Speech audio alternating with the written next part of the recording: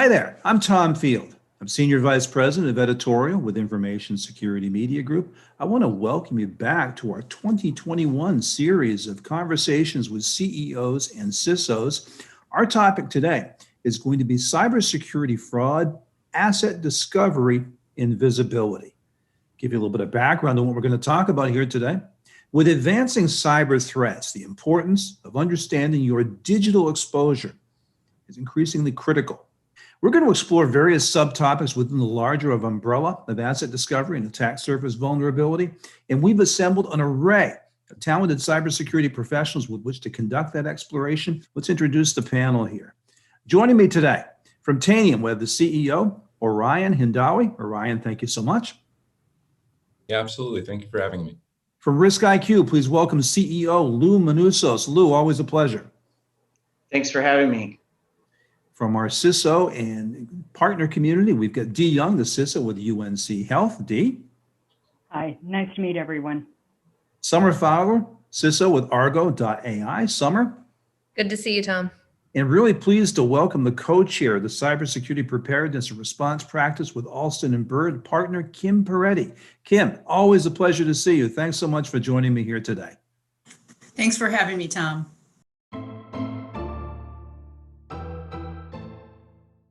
We're going to talk about asset discovery and its impact on cybersecurity exposure. Some context here.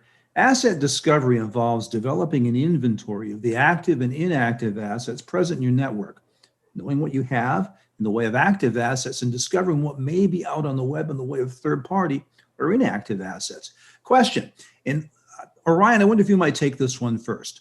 Then, of course, others, I'd like you to jump in with your thoughts. How do conventional asset discovery tools operate, and are they sufficient to detect all of an organization's assets on the internet and beyond?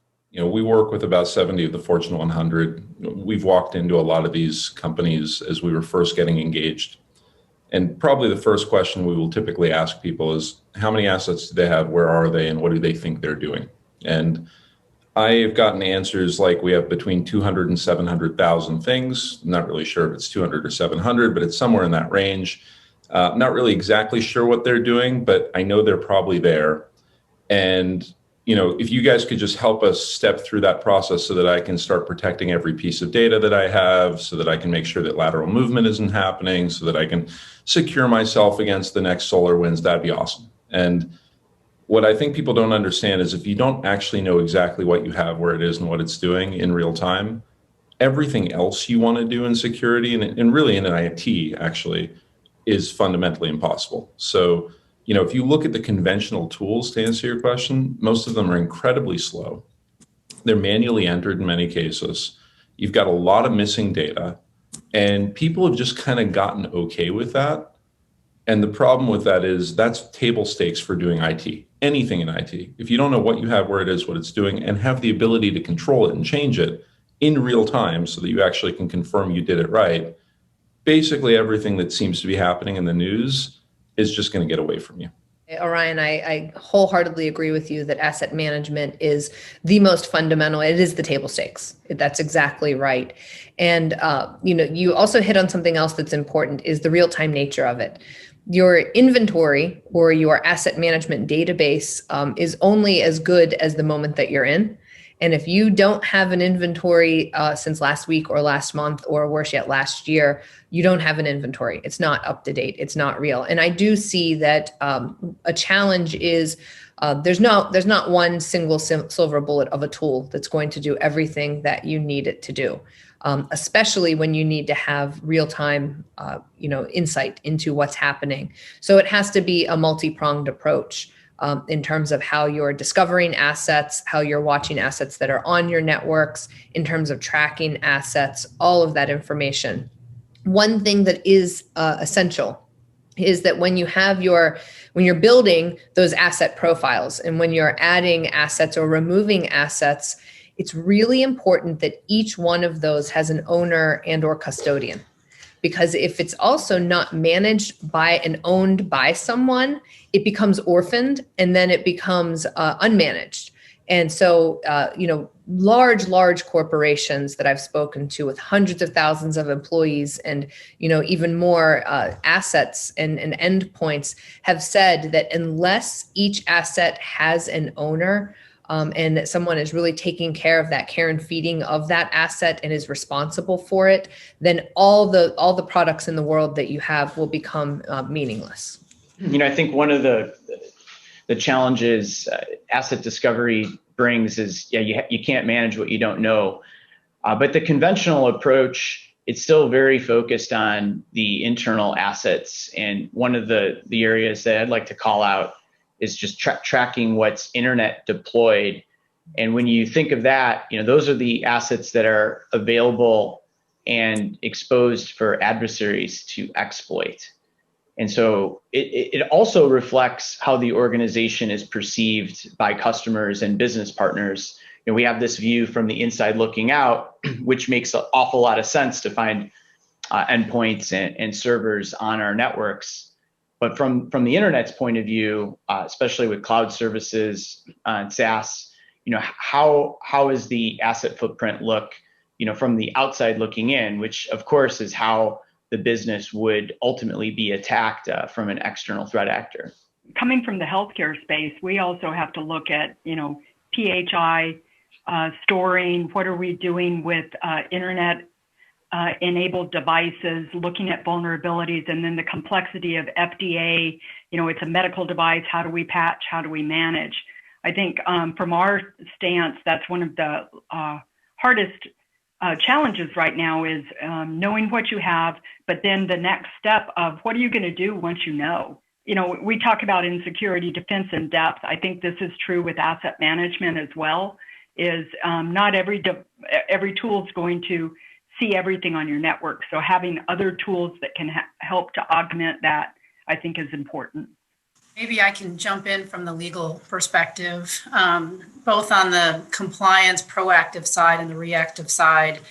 An up-to-date system asset inventory is critical. It's a foundational part of the information security program. I think you'd be hard pressed to find any regulator guidance from FTC, state AGs, from HHS, other SEC, OC that doesn't identify having such an inventory in place as a core foundational aspect of the cybersecurity program.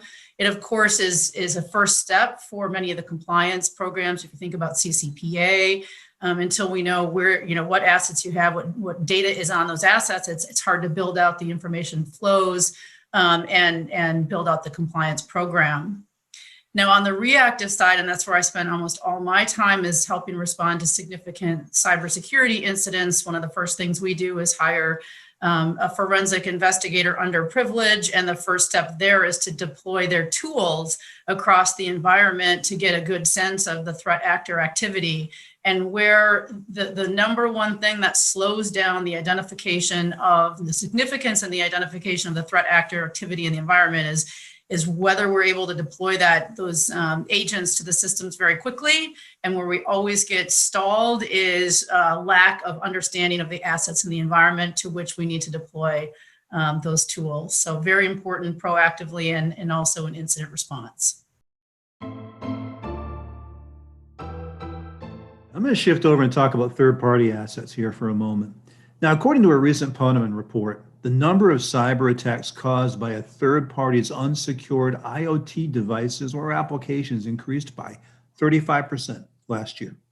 Only half of the companies surveyed claimed that their organization is monitoring all of these devices. In which ways do companies benefit from improved visibility into all their known and undiscovered assets? And what threats target these assets and in which ways? Visibility provides much needed context, and you have to have that visibility.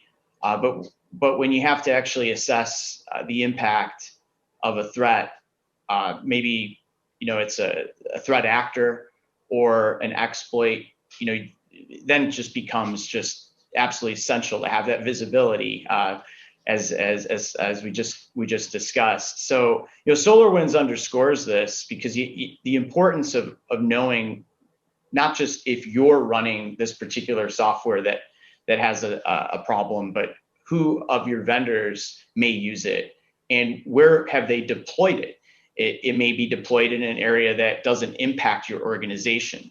So would knowing that you had SolarWinds in your enterprise have stopped you from being attacked? Of course not, but it would have allowed you to respond immediately. And I think that extends itself, even further into that supply chain. We're seeing a lot of new devices come online onto the internet. 5G is driving this, and other internet technology. And what I'm calling this is the extended enterprise. And this extended enterprise, it's the set of assets that you rely on to operate your business, but you don't necessarily own, but you definitely are responsible for keeping those assets secure. And if you don't have the ability to see them or understand how they impact your business, and that's something you can do through attack surface management and intelligence, you can't wrap controls around these unknown assets. And that's a really, really big problem. SolarWinds brought to the fore something that a lot of our customers have already been thinking about, which is that they are trying to do as good of a job in security as they can.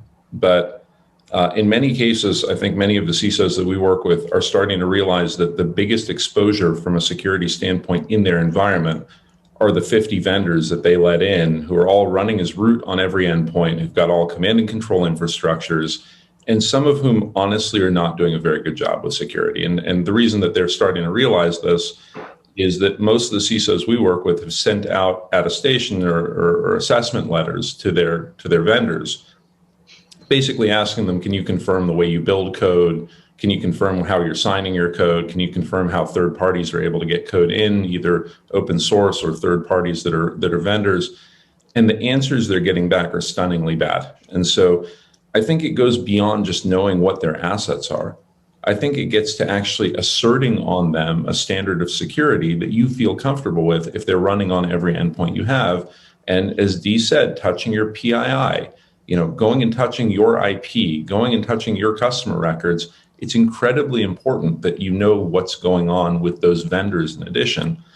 I think some really basic, not easy, but some very basic concepts that organizations need to start with is identifying those crown jewels for the company achieving its mission, right? So if you are a company and your customer information, maybe it's pay information or health information, as we've discussed, if you know that that is the most critical thing for your organization or one of the 10 most critical things, start there and work out and say, okay, who are the people who have access to this? Who are the roles, right?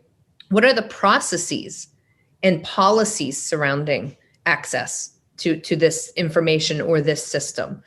What are the third parties, like you mentioned? So who are the third parties that are accessing this information? Is it a third party insurance company? Is it, as we saw with Target, is it an HVAC, company that can reach things?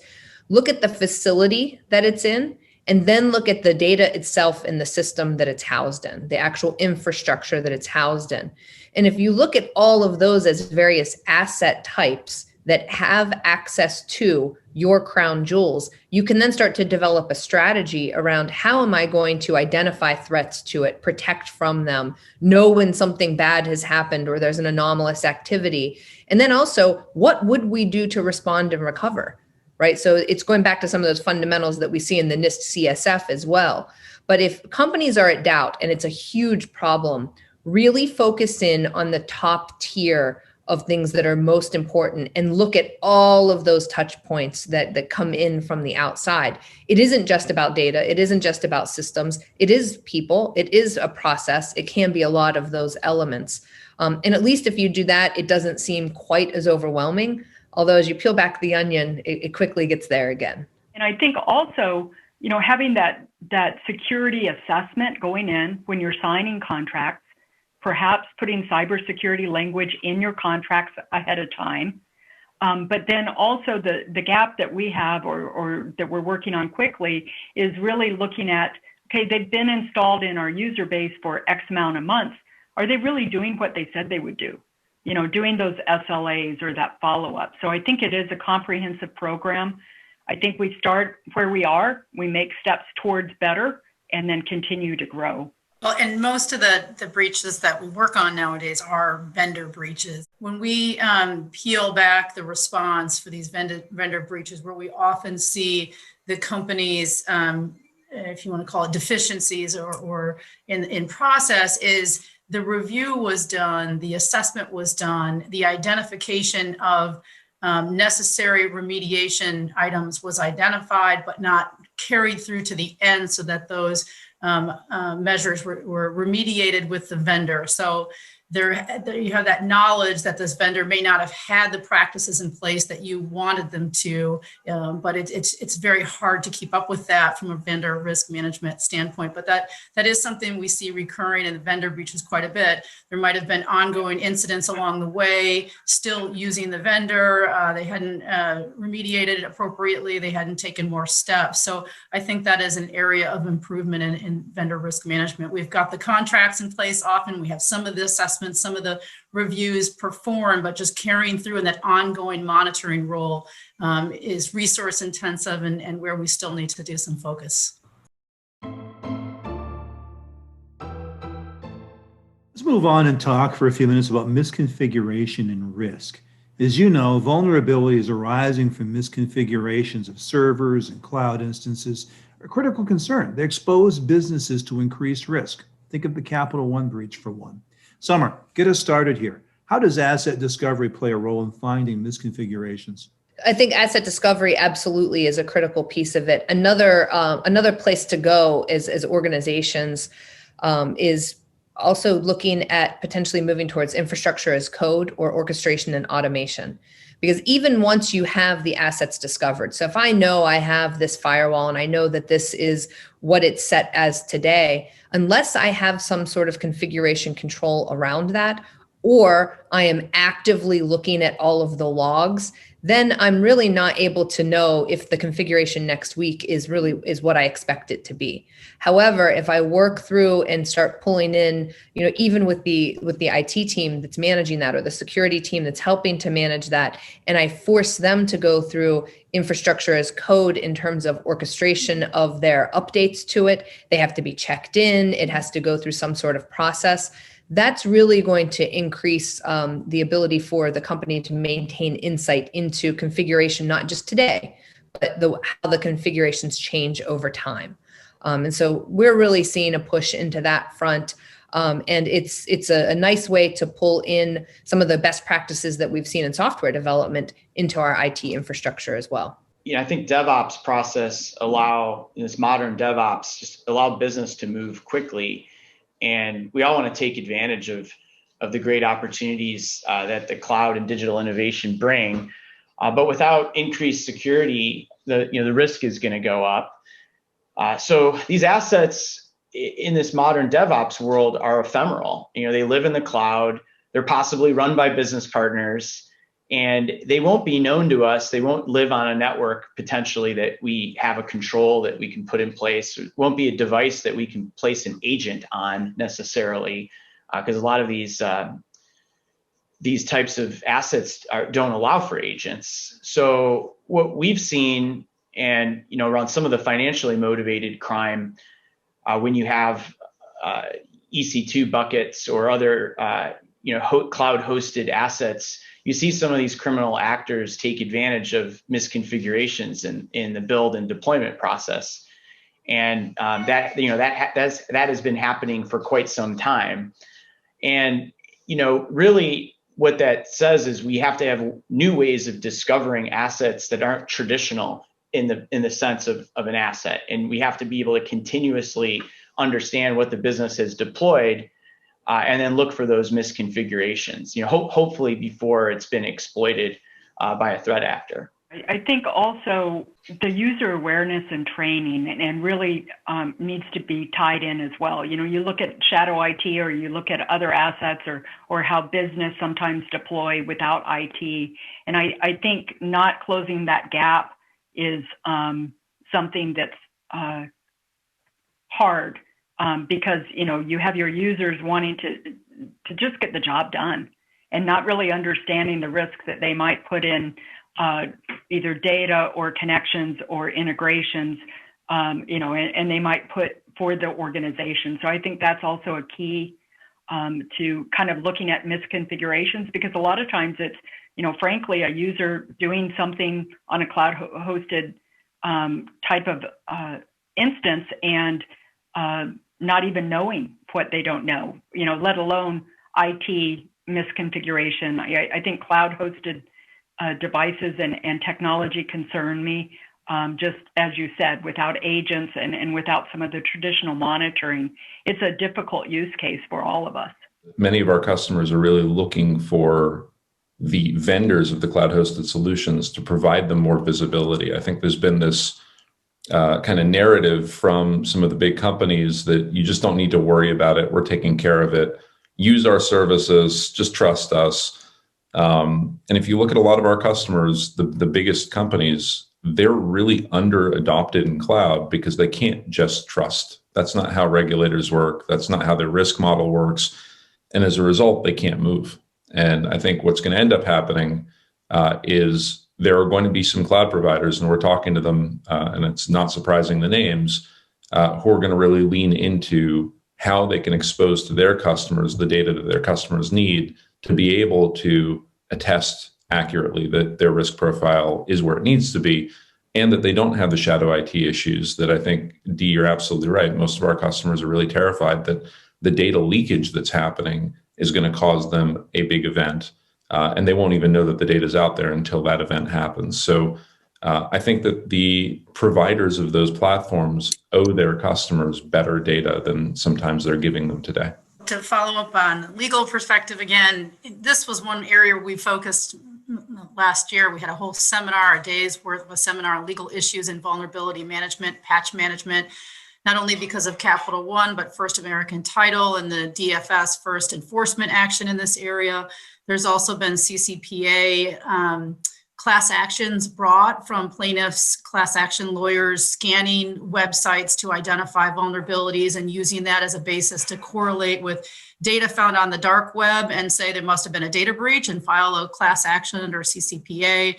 So just a whole array of different topics on vulnerability management. And what we try to do from a legal perspective is work with information security to develop appropriate artifacts of compliance. And what that means is we know regulators will ask not only for patch management policies and procedures, vulnerability management policies and procedures, but it's a trust but verify. They want evidence and documentation that a certain patch schedule was followed. So lawyers can sort of help work together with information security in advance to make sure the policies that we think are in place are actually implemented, and we'll be in a position to create a story that the company has reasonable security in place by being able to produce those artifacts of compliance. I want to shift over and talk a bit about the importance of context. So there are many tools on the market that try to reduce the volume of alerts that security teams deal with on a daily basis, because most teams have more alerts than they do have answers. Many of these tools seem to lack context. Dee, I wonder if you could start us out here. How important is context to asset discovery, and what would you say is an appropriate threat background that needs to be included in order to improve a security team's efficiency when it comes to discovery? I think it goes back to much what Summer said earlier. Knowing your crown jewels, knowing the key risks allows you to know which alerts you really need to take action on.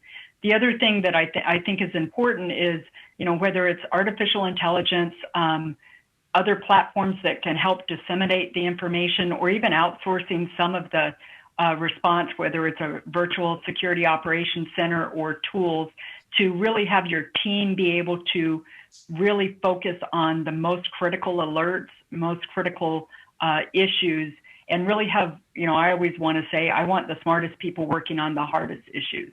And so the more I can kind of disseminate some of those routines or the noise in the system, I think it's really important. I think AI and some of the tools as we move forward are going to be critical. I think also the use of big data in cybersecurity really has some very interesting and very fascinating use cases that I know it's something we're looking into within our platforms as far as how to really use some of that actionable information and predictive analytics with our tools.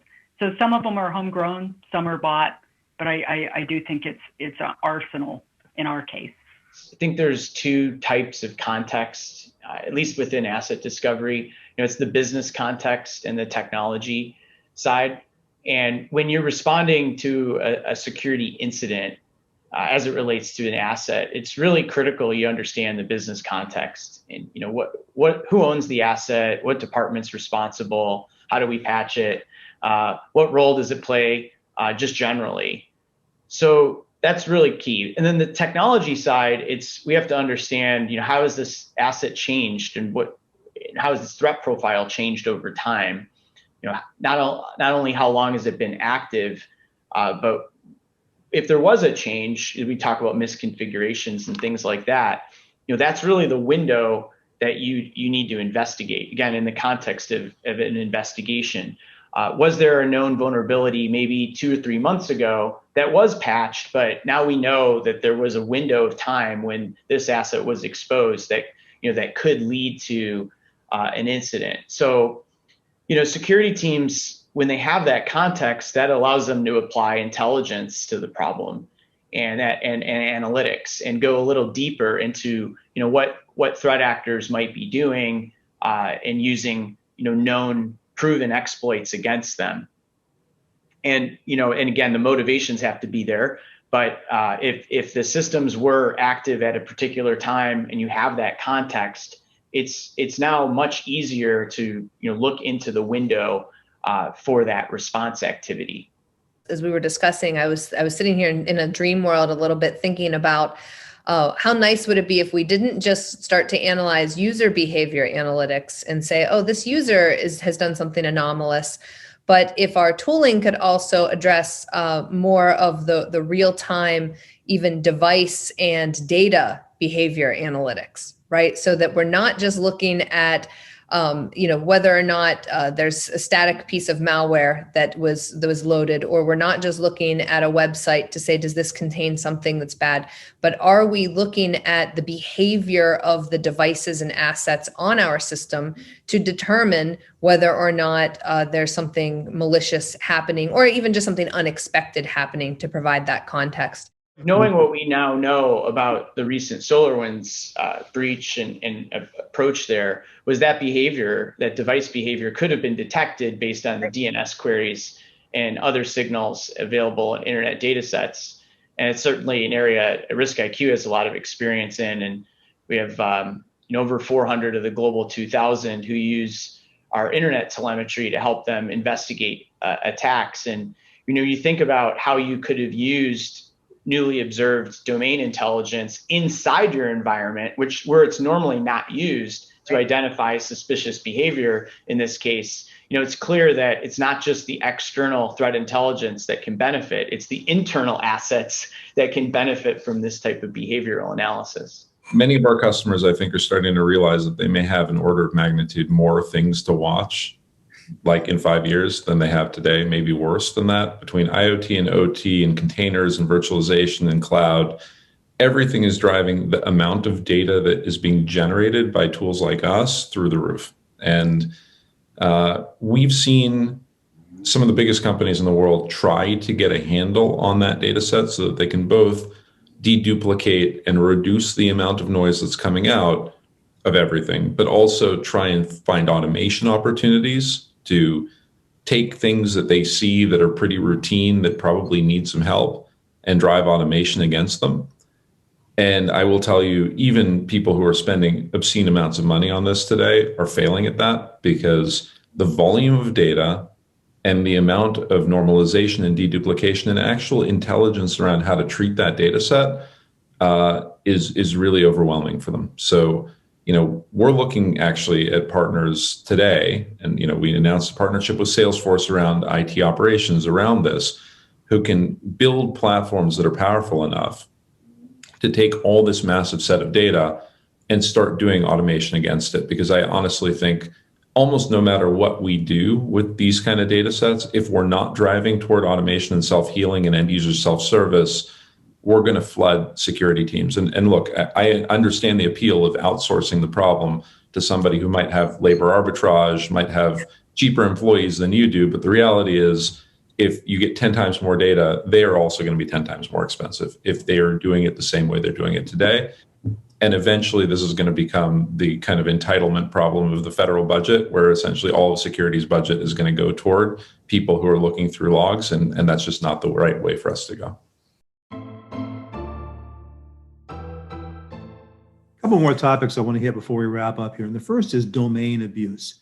So you think of URL hijacking, infringement, rogue mobile apps, impersonation on social media, scams, brand lure malware. They're all rampant on the internet today, and particularly on the dark web.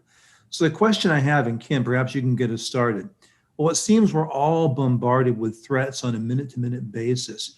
What do you recommend to your clients? What's the best way to gain visibility into these threat vectors and be able to get out in front of the attacks rather than continually coming behind them? It isn't an area we get, I would say is too many matters on.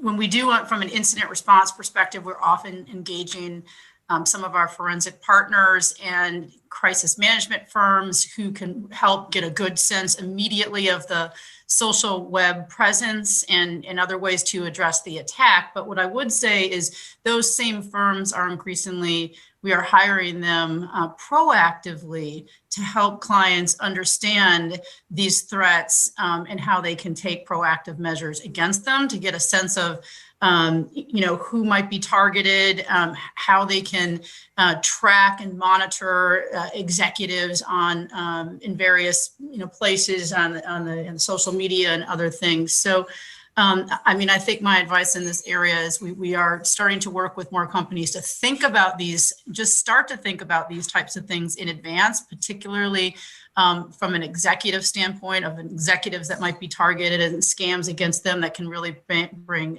damage and reputational impact to the organization. I will say, Tom, one of the strategies that we've done is it's from a proactive measure, even though it's still a little bit reactive, is we do pay a threat intelligence company that goes out and looks for those domain impersonations, notifies us. So it's not actually stopping the activity from occurring at first, but at least we are monitoring on domain hijacking, things that are similar, redirects, things of that nature. But we do have an external service that is helping us with that. Yeah, that's the same with us. And I would say, as far as our executives, just again, I go back to the user awareness and training for them to really understand what risks they're running into, to be proactive on their personal accounts as much as business accounts. I coach almost as much for personal internet security, shopping, kind of identity, passwords, as I do professionally, because we all know that it overlaps. And I think that's important. But also, one of the things we do proactively, and it is a little reactionary, as Summer said as well, is, anytime anyone's going to make the news externally, we jump on it quickly and let them know that they're going to have an increase. Just know it, both personally and professionally. Here's what you need to do, get ready for it, and just be a little more proactive in the coaching. So I think that's really important. As far as the dark web or kind of other information, I think monitoring or having those experts really being able to see, is there data on your organization or your key users being shared is very important, and something that I think has really changed even in this past year, that I think most organizations need to have some kind of monitoring or help with that. I think one of the best ways to get in front of some problems is think like an attacker and adopt their perspective, and how might they consider coming after your business. And when these duplicate domains and phishing lures are created, it's typically used as a method to fool either your business partners or your employees. And just stay ahead of this. It actually does tie back to the asset management theme in some ways, because if you know the websites that your company has and your official domains, your official social media programs, that's going to inform you, or if you're in the news, that's going to inform you as to what a adversary might use as a lure. So I think security intelligence obviously has a stake here in helping to gain this external visibility, but it does really tie back to the actual assets that you have that would be likely to be used as that lure. And it requires a broad understanding of your own business as well as the threat landscape. And you're speaking to like a threat and risk assessment of an asset. And so if you're thinking, for example, website, and you say, as an organization, our website is important, if it's one of those critical elements, who are the potential actors? What are their potential motivations? What are their skill levels? What are the tools that they could use? And, what are the things that they could do that would have a negative impact on your organization? Lots of different methodologies and tools for doing different types of threat and risk assessments. But I do think that if you've identified those crown jewel assets and you perform that threat and risk assessment, even, as a tabletop, even with your team, it can be very impactful to determine where you should focus your energy first or next on protection. I think that training users is absolutely required. The challenge is a really effective training program might be 95% effective. And if you've got 100,000 employees, that means we've got 5,000 people who are just clicking whatever they're clicking and clicking advanced, and I accept the risk, and I accept the risk, and yes, I'll take it. Yes, I'll take it. Good. We're taking a really different approach on some of this by basically helping companies reduce the permissioning of their users. So as an example, if somebody is in the process of clicking over and over, yes, I accept the risk, I accept the risk, they probably shouldn't be local admin. You probably shouldn't be able to actually execute applications, and this is again a little bit geeky, but in writable directories. You shouldn't be able to do that because that's how a lot of the ransomware and malware is spreading. And what we'd like to be able to do with our customers, and this is probably an extension from just get an understanding of your assets, is start enforcing structural ways to stop bad behavior from causing extensive damage in your organization. And I agree with Summer 100%. If you know where you've got your critical assets, it makes it easier. And I agree, by the way, Dee, that it's really critical for us to be able to do a good job training.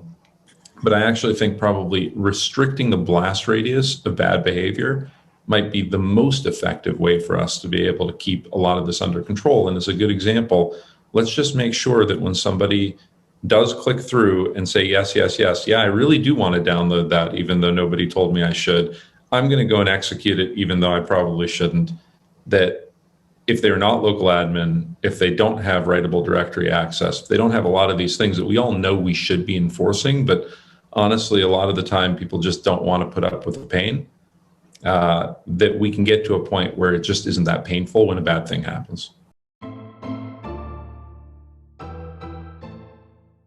Closing thoughts. We're going to talk about the human factor. We have more tools than ever before for asset discovery and analysis, but fraud detection and mitigation still comes down to the natural curiosity of people. Orion, get us started with some closing thoughts here. Tools aside, what are the skills that you need most in your organization today to improve fraud detection, prevention, and response?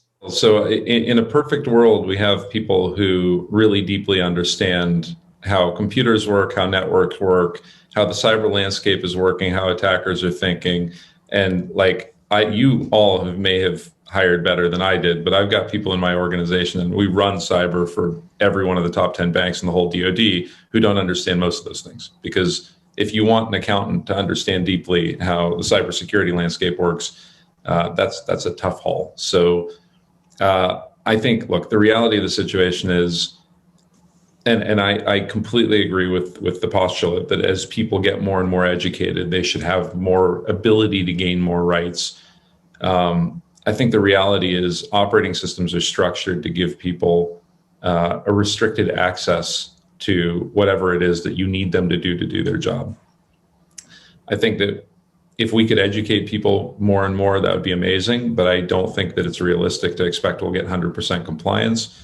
I mean, some of our customers have 500,000 employees. And what we're learning is that bad apples can be really, really painful. because lateral movement still is a huge problem for our customers. And so I think really, in the end of the day, I love the concept of education. I love getting people involved, but I think we actually need structural solutions that are technically implemented, because I just don't think anybody has come up with a way to take, bless their hearts, my legal team, who I love, and get them to understand the cyber side. And I frankly don't think our cyber experts understand our legal exposure as well as our legal team does. And I think this is, computers are really good at this kind of stuff, enforcing programmatic, consistent, repeatable processes. And I actually think that that's what you need. I don't think people can solve this.